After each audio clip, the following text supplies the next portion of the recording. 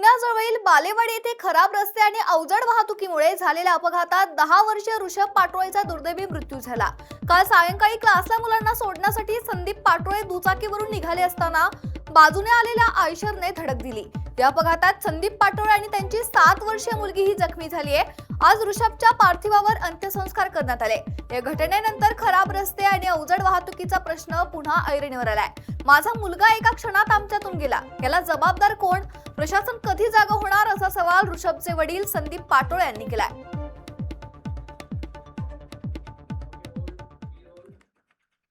दिवसापूर्वी एक दुर्दैवी अपघात झाला।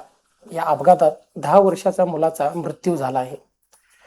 त्या मुलाचे वडील आपल्या सोबत आहेत, आपण त्यांच्याशी बातचीत करणार आहोत। नेमकं त्या दिवशी काय घडलं होतं?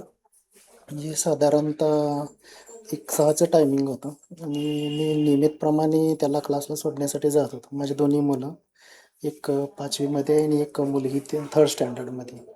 तर त्यांना दोघांनाही सोडण्यासाठी मी रोजच्या याच्याप्रमाणे जात होतो। एक 10 मिनिटं अगोदर निघायचं, म्हणजे 5:50च्या आसपास किंवा ते। तर तो जात असताना माझा एकदम स्पीड स्लो होतं आणि रोजचाच माझा रुटीनचा रोड आहे। मी दिवसातून 4 वेळा त्या रोडवरून जातो। शाळा पण तिथेच आहे आणि ट्युशन पण तिथेच।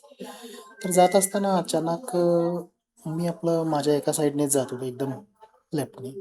तर एक टेम्पोवाला माझ्या मागून जोरात आला आणि त्याने मला एकदम आडवा मारला आणि त्याच्यामध्ये रस्ते पण मध्ये खड्डे भरपूर आहेत आणि एकदम रेतीचा रोड आहे तिथं, म्हणजे डांबरी म्हणण्याच्या पण लायकीचं नाही। सारखं तिथं थोडेसे खड्डा भरणी करतात, ते पावसाळ्यातच 2-3दा भरलेले असतात पण, आणि 5-10 दिन म्हणजे मागल्या आठवड्यातच ते काहीतरी खड्डे भरलेले होते, पण तरी देखील रस्त्यावरती खड्डे मोठे होते। आणि तशातच त्यांना आडवं मारल्यानं म्हणून, आणि मी एकदम थोडेसे गाडी लेडीज पण 2 येत होते, त्यामुळे मी ऑलरेडी गाडी स्लो केली।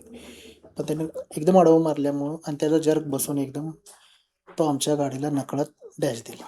तर डॅश दिल्यानंतर माझ्या मुलाला इथे थोडासा एकदम धक्का बसला। धक्का बसल्यामुळे गाडी एकदम जागेवरच आमची स्लिप झाली आणि स्लिप झाल्यानंतर तो रस्त्यावरती पडलो आम्ही तिघे। त्यामुळे मला थोडंसं लागलं, मुलीलाही थोडंसं खरचटलं, पण मुलाला जे आहे ते इथे डोक्यात भरपूर जोरात मार बसल्याने त्याला एकदम रक्ताच्या ह्याच्यातच पडला आणि नाकातोंडातून रक्त येऊ लागलं।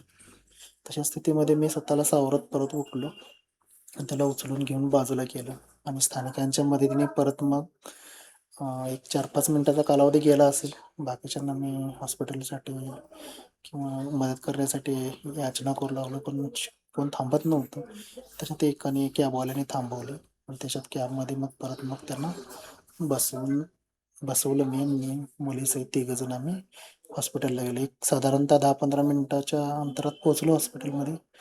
खूप रक्तस्राव झाला होता आणि नाकातोंडातून रक्त गेल्यामुळे तो ऑलरेडी बेशुद्ध अवस्थेतच होता। मलाही समजलं नाही नेमकं काय झालं, पण तिथं मी इमर्जन्सी विभागात कसं तरी पोहोचवलं।